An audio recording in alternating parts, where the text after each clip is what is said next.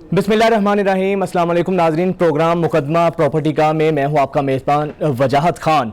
नाज़रीन, पाकिस्तान में क्या बल्कि दुनिया भर में हर शख्स की ये ख्वाहिश होती है कि उसका एक अपना आशियाना हो। ख़ास तौर पे जब से वो पहले दिन से उसको पहली तनख्वाह उसको मिलती है तब से ये ख्वाब उसके दिल में जन्म लेता है, ये उमंग उसके दिल में पैदा होती है कि एक उसका आशियाना हो, उसका अपना घर हो, क्योंकि अपना घर ज़ामिन होता है तहफ़्फ़ुज़ का, अपना घर जमानत होता है इज्जत और वकार का। तो हर पाकिस्तानी की भी ये ख्वाहिश होती है। लेकिन पाकिस्तान की खासतौर पर जिस तरीके से हम देखा जाए, अगर कि जिस तरह से पाकिस्तान की आबादी बढ़ रही है, पाकिस्तान की आबादी का तनासुब बढ़ा है, उस लिहाज से बहुत बड़ा पोटेंशियल है पाकिस्तान में कि नए घर तामीर किए जाएं। यही वजह है, इसी जरूरत को मद्देनजर रखते हुए वज़ीर आज़म इमरान खान साहब के बुनियादी मंशूर का यह हिस्सा था कि 50 लाख घर बनाए जाएं ताकि जो हमारी मईशत है वो मजीद मजबूत हो, मुस्तहकम हो। क्योंकि जो ये रियल स्टेट का शोबा है, ये जो तामीराती सेक्टर है, 60 से 70 के करीब सनतें इससे वाबस्ता हैं। जब ये शोबा आगे बढ़ेगा, जब इस सनत को तवज्जो दी जाएगी, फोकस किया जाएगा, तो आपकी मईशत जो है वो इसके साथ मुंसलिक होगी, मईशत भी मजबूत होगी। क्योंकि 60 से 70 के करीब बराह रास्त सनतें हैं जो इससे वाबस्ता हैं और उससे रोजगार भी पैदा होगा, रोजगार के मौके भी पैदा होंगे। लेकिन बदकिस्मती से रियल स्टेट का जो सेक्टर है, ये जो शोबा है, ये पाकिस्तान में किसी हद तक ज़बू हाली का शिकार रहा है।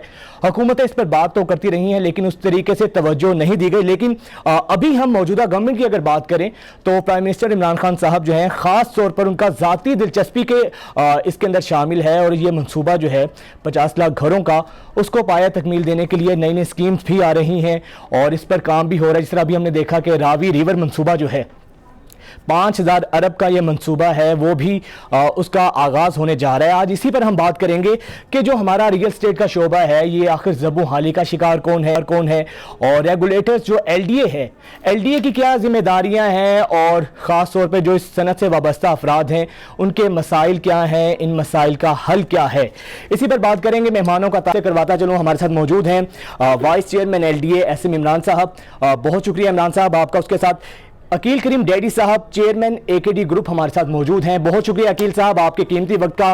और उसके साथ आरिफ जीवा साहब हैं, साबिक चेयरमैन आबाद, आपका भी बहुत शुक्रिया। और last but not the least Ilyas Majeed Sheikh sahab, chairman eagle group, हमारे साथ मौजूद हैं। आप चारों मेहमानों का बहुत बहुत शुक्रिया। और सबसे पहले एसएम इमरान साहब, मैं आपसे सर आगाज़ करूँगा गुफ्तगू का। तामीराती शोबे के हौसला अफजाई के लिए वज़ीर आज़म पाकिस्तान ने एक बहुत ज़बरदस्त, एक शानदार किस्म का पैकेज अनाउंस किया है। सर, इस पैकेज से आप किस हद तक मुतमईन हैं? बिस्मिल्लाहिर्रहमानिर्रहीम। पहले तो जी शुक्रिया मुझे यहाँ बुलाने का। दूसरी बात ये कि ये पैकेज मेरे ख्याल में पाकिस्तान की हिस्ट्री में आज तक ऐसा पैकेज कभी नहीं लाया गया। मैं इसके साथ यही बताता हूँ, इस पैकेज को लाने के लिए सारे स्टेक होल्डर्स, सारे गवर्नमेंट के डिपार्टमेंट, सबको बिठा के प्रॉपर मशावरत की गई थी। मशावरत के बाद यहाँ पे हमारे को नेचुरली बहुत से ऐसे मसाइल थे जिसमें IMF की शर्तें होती हैं, मसले होते हैं। प्राइम मिनिस्टर साहब पर्सनली इन्वॉल्व हुए उन सब चीज़ों में और बैठ के इन सारे मसलों को हल करते हुए ये पैकेज लाए। इस पैकेज को जहाँ तक मेरी अंडरस्टैंडिंग है, अगर आज मुझसे आप पूछें तो LDA की हद तक तो मैं कम से कम ये फैक्ट्स पे बात कर सकता हूँ कि कंस्ट्रक्शन में भी तेज़ी आनी शुरू हो गई है बहुत तेज़ी से। प्रॉपर्टी का कारोबार भी आजकल तेज़ हुआ है बहुत ज़्यादा। कहीं आप DHA चले जाएँ, कहीं आप लाहौर के बाकी इलाकों में आ जाएँ, सारे लोग ये करेंगे, प्रॉपर्टियां भी बढ़नी शुरू हो गई हैं और ये सनत जो है अभी एक्टिव होती हुई नजर आ रही है। तो मेरे ख्याल में ऐसा पैकेज हिस्टोरिक है और पाकिस्तान जैसे मुल्क को बहुत आगे लेके जाएगा। सही, बिल्कुल आपने सही कहा। अच्छा इमरान साहब, एक बहुत मसला रहा है, पब्लिक इंटरेस्ट से वाबस्ता ये मसला है कि LDA से कुछ लोगों को भी मसले मसाइल रहे हैं। कुछ गैर कानूनी हाउसिंग स्कीम्स जो हैं उनमें लोगों के लाखों करोड़ों रुपए जो है उनके इन्वेस्ट किए हुए डूबे हैं। तो सर आप क्या कहेंगे, LDA इसमें किस हद तक इन्वॉल्व होता है, या आप समझते हैं कि LDA की इन्वॉल्वमेंट के बगैर ऐसे गैर कानूनी काम हो सकते हैं? और जब से आपने जिम्मेदारी संभाली है LDA की, तो आपने इस मामला को किस तरह देखा है? मेरे ख्याल में पहले बात का तो जवाब मैं आमतौर पर सीधी बात करता हूँ, तो मैं सीधा सीधा आपको बता देता हूँ, नामुमकिन है कि LDA के लोगों की इन्वॉल्वमेंट के बगैर ऐसे काम आराम से हो जाए। 100% इन्वॉल्व है, 100% हरकत करते हैं। बट जब मैं LDA में आया था और यहाँ के बैठे थे, हमारी गवर्नमेंट आई थी, तो एक तरीका तो यह था कि सारे LDA वालों को उठा के जेल में डाल दे, ठीक है ना। उसमें अच्छे भी जाते, बुरे भी जाते, तो आप पता नहीं लगा सकते। और इल्ज़ाम तराशी करना भी एक गुनाह बिला वजह अगर आपके प्रूफ ना हो तो। हमने इस बारे में बैठ के सोचा कि हम करें तो करें क्या। तो समझ ये आया कि ये सारा काम तब होता है जब आपके कवानीन में कमजोरियां होती। और अनफॉर्चुनेटली हमारे यहाँ कवानीन बनाने वाले और कवानीन इंप्लीमेंट करने वाले दोनों का स्टेक होल्डर से ताल्लुक नहीं बनाया जाता। हमने ये आते साथ इंश्योर किया कि हमारे जितने कानून बनने हैं स्टेक होल्डर्स को बिठा के बनाए जाएं। तो चाहे वो हमारी कमर्शलाइजेशन पॉलिसी बनी है, चाहे लाहौर के बिल्डिंग रेगुलेशन बने हैं, चाहे प्राइवेट हाउसिंग स्कीम के रूल बने हैं, चाहे अभी मास्टर प्लान बनने जा रहा है, चाहे अभी हम कॉन्डोमिनियम रेगुलेशंस पे काम कर रहे हैं कि अपार्टमेंट्स की ओनरशिप कैसे देनी है, हर स्टेप पे हमने उसके स्टेक होल्डर्स को इन्वॉल्व किया।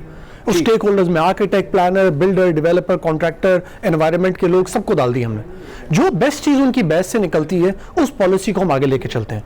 तो अल्हम्दुलिल्लाह उसका फायदा हमें ये मिला है कि हम लोग बहुत से एनओसी खत्म करने में कामयाब हो गए, हम बहुत से प्रोसेस को तेज करने में कामयाब हो गए, बहुत से जबरदस्ती के अप्रूवल्स को खत्म करने में कामयाब हो गए जिनकी जरूरत नहीं थी।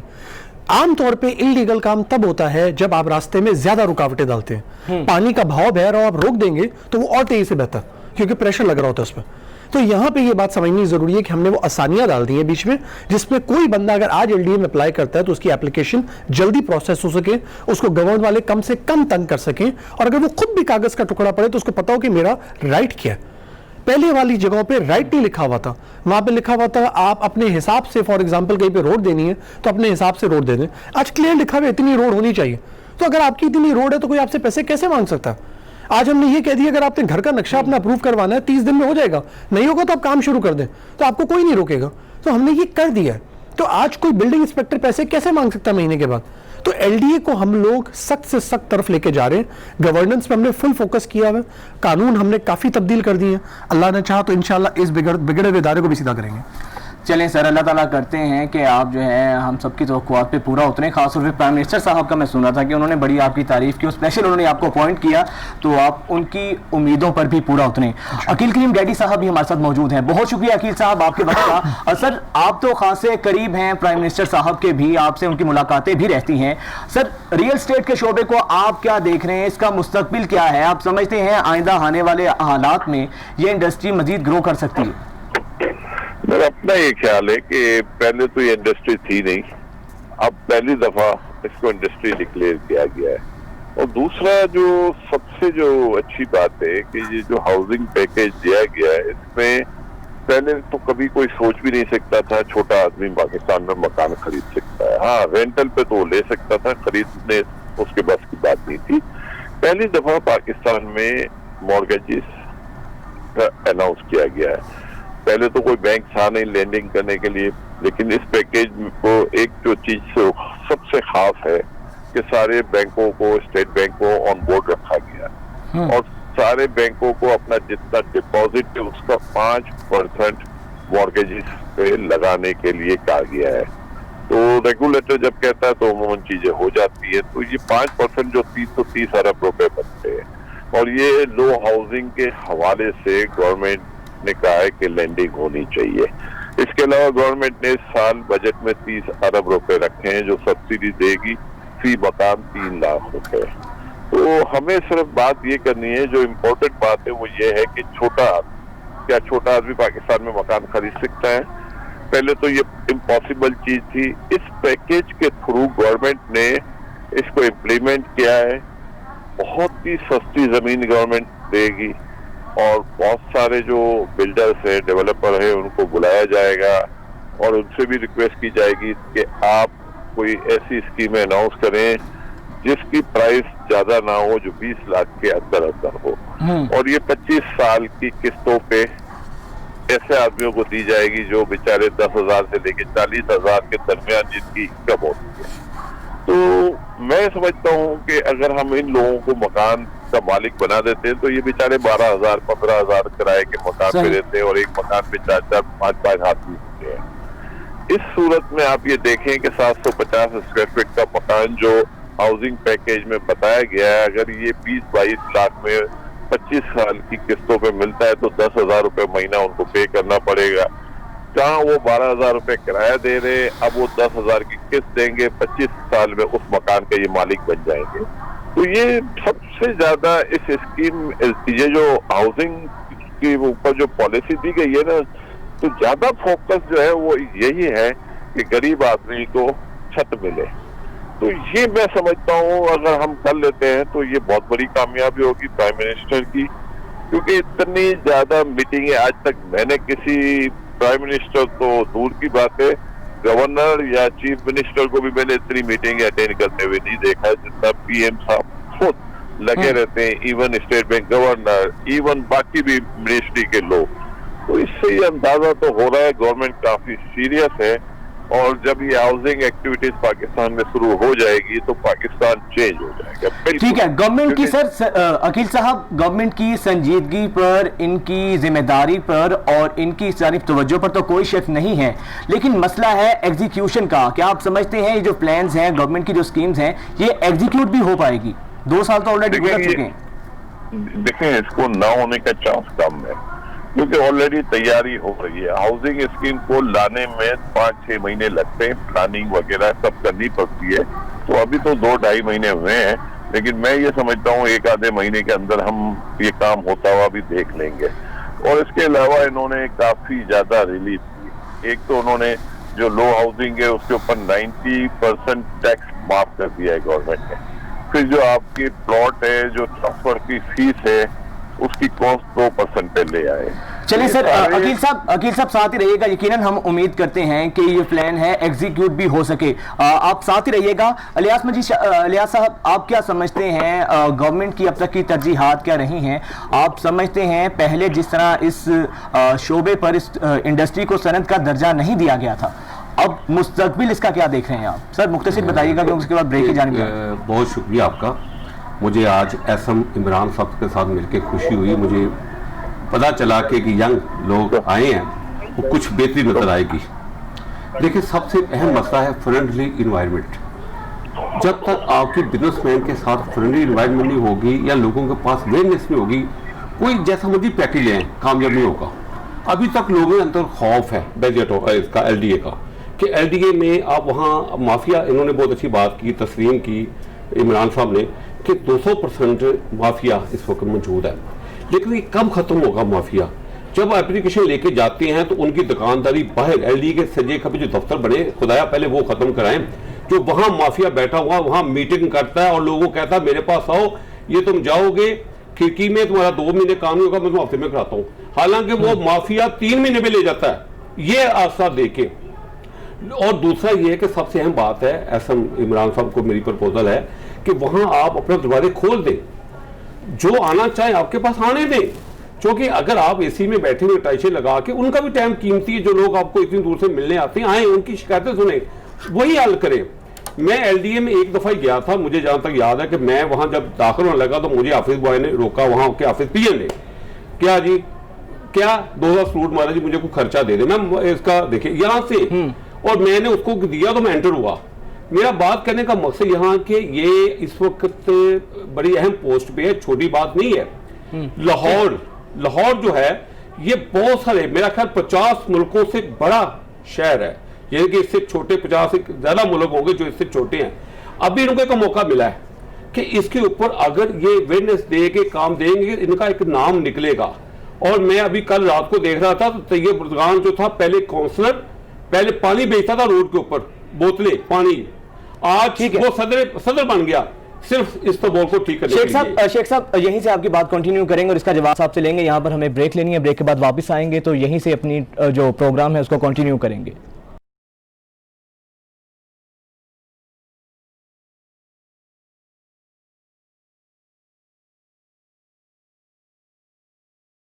एक दफा फिर से प्रोग्राम में आपको खुशामदीद कहेंगे। बात हो रही है कि डेवलपर्स के क्या मसाइल हैं, रेगुलेटर्स की जिम्मेदारियां क्या हैं, इसके अलावा जो इसके स्टेक होल्डर्स हैं, इस इंडस्ट्री के रियल स्टेट से वाबस्ता जो अफराद हैं, उनके मसाइल क्या हैं, और ख़ास तौर पे जो रेगुलेटर्स जिसमें एलडीए भी आता है, इनकी बुनियादी जिम्मेदारियाँ क्या हैं। इमरान साहब, जिस तरह अभी इलियास मजीद शेख साहब ने कहा कि इसी तरीके से मसाइल होते हैं, हर लोग अपने वहाँ पर माफियाज की शक्ल में बनकर बैठे हैं। अगर जायज़ काम भी है उसके लिए भी आपको पैसे लगाने पड़ते हैं और उसके लिए भी आपको जो है बड़ी तगोदो करनी पड़ती है, सिफारिशें करवानी पड़ती हैं। सर, जब से आपकी जिम्मेदारी आई है, आपने इसमें क्या ऐसी रिफॉर्म्स की हैं या आप समझते हैं अभी मजीद ज़रूरत है, गुंजाइश है रिफॉर्म्स की? मेरे ख्याल में इलियास भाई का बहुत ही वैलिड पॉइंट है जो उन्होंने अभी शेयर किया है, और ये कोई एक बंदे की बात नहीं है, ये बहुत लोगों के मसाइल है। बट थोड़ा सा मैं लोगों को इतना कॉन्फिडेंस भी देना चाहूँगा कि चीज़ें थोड़ी सी एलडीए में बदली भी हैं। अब सारी चीज़ें वैसी नहीं है। फॉर एग्जाम्पल देता हूँ मैं आपको, पहले एलडीए रजिस्टर करता था आर्किटेक्ट्स को, 3 से 4 आर्किटेक्ट थे, आपका कोई भी आर्किटेक्ट हो, एंड में जाके एक थप्पा उसका मारना जरूरी है। मेरे ऑफिस चल जाए, मेरे ऑफिस के साथ वाली गली में एक बंदा बैठा हुआ था, मुंशी बन के 300 रुपए देके थप्पा मारता था। ठीक है ना, हमने कहा ये क्या तमाशा हो रहा है, पकड़ा गया, एक दिन मेरे सामने नजर आ गया मुझे, हमने उसको अपनी अथॉरिटी में बैठ के कवानीन ही बदल दिया। अब कानून ये है कि कोई भी आर्किटेक्ट, जो कि पाकिस्तान का हर आर्किटेक्ट होता है बाय द वे, वो PCAT-P से रजिस्टर्ड होता है, सर्टिफाइड होता है, ठीक है ना, Pakistan council of architects and planners. अगर वो उससे सर्टिफाइड है और रजिस्टर्ड है तो वो आके उस रजिस्ट्रेशन सर्टिफिकेट की बेस पे डायरेक्टली हमारे पास अप्लाई कर सकता है। तो अब कोई वो मोनोपोली जो थी ना, वो 2 नंबर मोनोपोली के कोई रजिस्टर्ड आर्किटेक्ट्स आएंगे, खत्म, अब नहीं है वो। ये बात आपकी क्लैरिटी के लिए बता रहा हूं मैं, सिर्फ ताकि सबको समझ में आ जाए। दूसरी बात, वन विंडो LDA में एग्जिस्ट करता है, किसी को प्लीज किसी ऑफिस जाने की जरूरत नहीं है। अब वन विंडो में जाएं, जी मैं ये अग्री करता हूँ, वन विंडो में बहुत मसले आते हैं, मैं रेगुलर बेस पे वहाँ छापे भी मारता हूँ। अच्छा इमरान साहब, सर माजरत यही सवाल मैं आपसे करना चाह रहा था। सर मैं एक आम शहरी हूँ, मेरा मसला है, NOC का मसला है या किसी भी किस्म का लीगल मसला है, तो सर मुझे किस तरह उस तरीक़ाकार को फॉलो करना पड़ेगा, मुतल्लिका बंदे तक पहुँचने के लिए मुझे क्या करना पड़ेगा? 3 चीज़ें हैं। पहली बात तो ये कि अलग अलग मसले सबके होते हैं, बट कोई भी मसला आपका हो, हर एप्लीकेशन, हर किस्म की एप्लीकेशन, हर किस्म की कंप्लेन आप वन विंडो पे जाके LDA की जमा करा सकते हैं, नंबर 1। नंबर 2, बीच में कोरोना की वजह से हमने कुछ सख्त इक़दाम किए थे, लोगों की भी बेहतरी के लिए, अपने लिए भी, सबके लिए भी, क्योंकि LDA में भी कोरोना के केसेस निकलने लग गए थे। हम लोगों ने सिर्फ ये इजाज़त दी थी कि केसेस की प्रोसेसिंग कम कर दी थी, और जो ऑनलाइन टाइम लेके अपॉइंटमेंट लेके आता था उसको आने देते थे, दूसरे को नहीं। उसमें मैं लोगों को बहुत तंगी हुई थी, अफसोस की बात है, लेकिन हमारे पास कोई चॉइस नहीं थी, सख्त वक्त के लिए सख्त मेजर्स लेने पड़ते हैं। अब वो खत्म हो गया, LDA का दफ्तर हमने खोल दिया, लोग बहुत ज्यादा आ रहे हैं, बल्कि बहुत ज्यादा एप्लीकेशन अल्हम्दुलिल्लाह आजकल आ रही है। वो जो वन विंडो है उसका काम है फैसिलिटेट करना। नंबर 2, हमने एक अपनी ऐप भी लॉन्च कर दी है, इंसाफ ऐप पोर्टल के नाम से बनाया था हमने, और इंसाफ ऐप, उस ऐप पे भी आपको सारी LDA की इंफॉर्मेशन मिलेगी, आप डाउनलोड कर सकते हैं अपने फोन के ऊपर, और उस ऐप के थ्रू आप जाके जमा भी करा सकते हैं LDA में अपना नक्शा डायरेक्ट, आपको कोई इसमें प्रॉब्लम नहीं आएगा। नंबर 3, LDA में ऑनलाइन पेमेंट का सिस्टम जरा वीक था, इंशाल्लाह हम लोग उस पर लगे हुए, 1 हफ्ते से 2 हफ्ते में पाकिस्तान में कहीं से बैठा हुआ कोई भी बंदा LDA को कोई चालान या कोई पेमेंट करनी है वो ऑनलाइन भी कर सकेगा। तो हम हर हवाले से ये कोशिश कर रहे हैं कि ह्यूमन इंटरेक्शन को कम कर दें। जहां पे इंसान बीच में आता है, अनफॉर्चुनेटली मैं फिर भी कहता हूँ, करप्शन ना एक बीमारी है, एक सीरियस किस्म का डिजीज है, इसका इलाज लैब में नहीं, इसका इलाज मेंटल अस्पताल में। बट अनफॉर्चुनेटली ना हमारे यहाँ लोगों को उसकी आदत भी हो गई है, और मैं खुद प्राइवेट सेक्टर से बिलोंग करता हूँ, मैं आपको झूठ क्या बोलूँ, मैंने ये करप्शन जैसी इस बीमारी को देखा हुआ है बहुत करीब से, कैसे कोई गवर्नमेंट के इदारे आपको रोकते हैं पहिया लगवाने के लिए। तो इसलिए क्योंकि देखा हुआ है तो उसके रास्ते भी पता है कि मैंने उनको बंद कैसे करना। हम हर एंगल से, मेरा पूरी अथॉरिटी, मेरा पूरा बोर्ड, मेरे बोर्ड पे बैठा हुआ हर मेंबर इस पे दिन रात ये कोशिश करता है, मेरी LDA की टीम, मेरे DG साहब भी बहुत कोऑपरेटिव है, सारे अच्छे लोग हैं, हम लगे हुए हैं कि हम ये रास्ते बंद कर दें। तो हम लोग अग्रेसिव वर्किंग पॉलिसी पे कर रहे हैं। हमारी पिछली हुकूमत की टोटल तरजीह और फोकस जो था उससे बड़ी बड़ी रोडें बनाने में था, नीचे सीवरेज डले ना डले फर्क नहीं पड़ता था। हमारी टोटल तरजीह ये कि रोडें बाद में, पहले लोगों के लिए इतनी आसानी तो बनाए कि वो अपना काम आराम से कर सकें। लोग रिश्वत दे रहे हैं, हम रोडें बना रहे हैं, सेंस नहीं बनता। पहला काम ये, फिर वो काम जिसमें लोगों की जरूरत है, वाकई किस तरह की रोड बनानी है, किस तरह का सीवरेज पाइप डालना है, उस पर हमने side by side by the way काम शुरू कर दिए, क्योंकि हमें 2 साल हो गए, हमने काफी पॉलिसी बना दी है। बल्कि शायद मैं ये कह सकता हूँ फखर से कि पाकिस्तान की जितनी डेवलपमेंट अथॉरिटी है, कराची से लेके चाहे गिलगित बल्तिस्तान, लेकिन सर ये इसके साथ साथ बहुत बड़ा इम्तिहान भी है खुद आपके लिए, क्योंकि सर सॉरी टू से, जिस तरह LDA बदनाम है, तो जितने बड़े पैमाने पर उसके अंदर गैर कानूनी भर्तियां हैं, सियासी भर्तियां हैं, तो सर वो इतना जल्दी तो नहीं है इन चीजों को ओवरकम किया जा सकता। मैं इस पर आपसे बात करूंगा। अकील साहब, सर आप क्या देखते हैं, अगर एज ए इन्वेस्टर मैं आपसे क्वेश्चन करूं, जो गैर मुल्की सरमायाकार है, जो हमारे फॉरेन इन्वेस्टर्स हैं, सर सबसे बड़ी चीज तो ट्रस्ट फैक्टर डेवलप करना होता है, आपका एतमाद बहाल करना होता है, तभी कोई अपना सरमाया जो है इस शोबे में लगाएगा। वो ट्रस्ट कैसे बहाल हो सकता है सर, उसके लिए क्या गवर्नमेंट इकदाम कर रही है? जी अकील साहब, आवाज आ रही है आपको मेरी? ठीक है, अकील साहब से रब्ता करते हैं। इलियास साहब, सर यही सवाल मैं आपसे करूंगा, आप एज ए इन्वेस्टर मैं आपसे क्वेश्चन करूंगा, आप एज ए इन्वेस्टमेंट करते हैं, आपके माशाल्लाह काम है, इस सनत से वाबस्ता हैं आप, किस तरह से सर ये एतमाद की फजा बहाल हो सकती है? गवर्नमेंट क्या ऐसे इकदाम करे आप समझते हैं जो इन्वेस्टर जो है वो अपनी सरमायाकारी यहाँ पर करे? क्योंकि जो रावी रिवर मंसूबा है 5000 अरब का ये मंसूबा है, और ये सारा प्राइवेट सेक्टर से ही हो सकता है मुमकिन। मैं समझता हूँ कि जो गवर्नमेंट है, हमारे लोग बहुत मासूम हैं, बहुत अच्छे हैं, दिल के बहुत अच्छे हैं, लेकिन जो कुछ करप्ट माफिया है वो इनको ले बैठा है। मैं छोटी सी मिसाल दूंगा कि मैं बैरियरटाउन की मिसाल देता हूँ। सेक्टर एफ बैरियरटाउन के जो मुतासरीन हैं, एक तो 2012 के उनसे पैसे ले लिए गए हैं, 8 साल गुजरने के बाद उनको प्लाट नहीं दिए जा रहे, तो वो लोग कहाँ जाएं?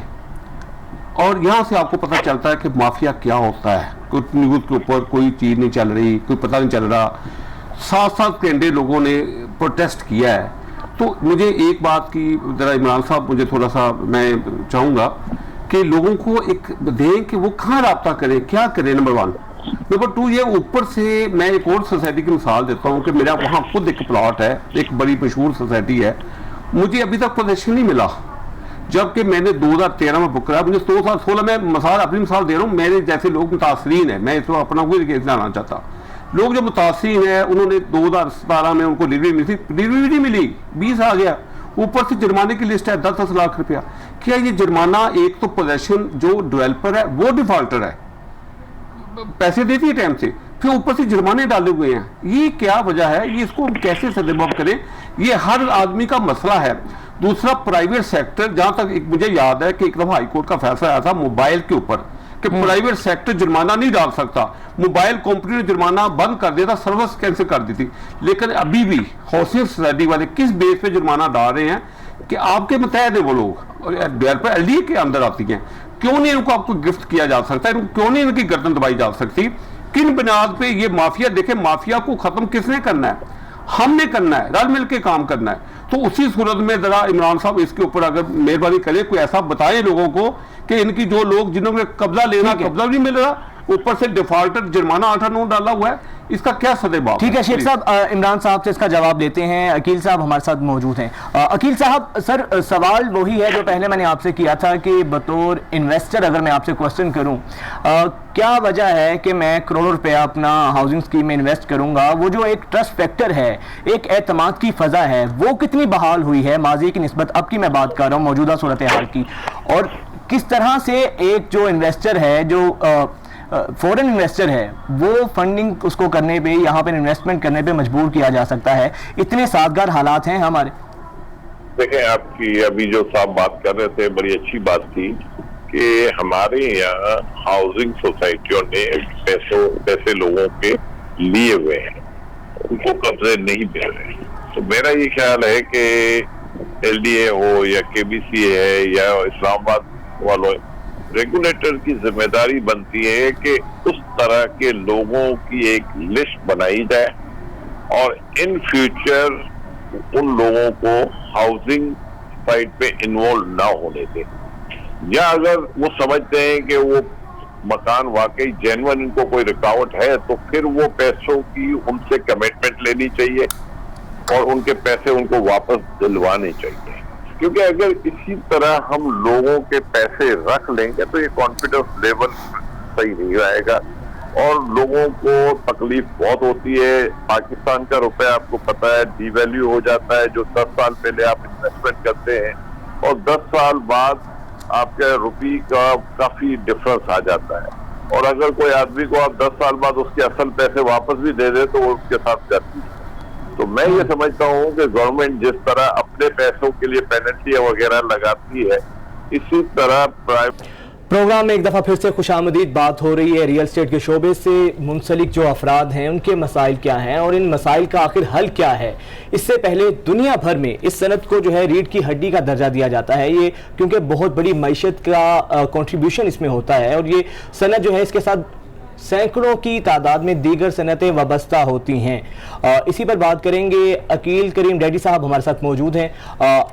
अकील साहब से बात करेंगे, उससे पहले इमरान साहब मैं असर आपकी जानिब आऊँगा। जिस तरह अभी अकील साहब ने भी कहा, इलियास मजीद शेख साहब ने भी कहा कि हैं बेशुमार ऐसे मसाइल हैं जिनका हल होना ज़रूरी है। सर सबसे पहले बताइएगा, ये जो प्राइवेट रिहायशी स्कीमें हैं इनकी मंजूरी अब इसके लिए क्या आपका लाहे अमल होता है? आसानी हुई है? बड़ा पेचीदा मामला होता है जिसके अंदर जो बायर है उसको भी मुश्किलात आती हैं और जो परचेजर है, ख़ासतौर पे जो हाउसिंग सोसाइटीज़ के मालिकान हैं, गैर कानूनी हाउसिंग सोसाइटीज़ हैं, और उनके इश्तिहार चलते हैं और इश्तिहार ऐसे होते हैं कि जब बड़े क्रेडिबल नाम उनकी जो है ना एडवर्टीजमेंट कर रहे होते हैं, शाहिद आफरीदी जैसे बड़े मोहब्बत जिनको लोग फॉलो करते हैं, जिनको लोग एडमायर करते हैं, वो लोग तो अपना पैगाम देकर चंद पैसे लेकर चले जाते हैं। लेकिन मैंने उनको देखने के बाद जब इन्वेस्ट करता हूँ मेरा पैसा फंसता है तो सर फिर मैं कहाँ पे जाऊँ? मतलब ये चीज़ें भी देखने की ज़रूरत है इसमें।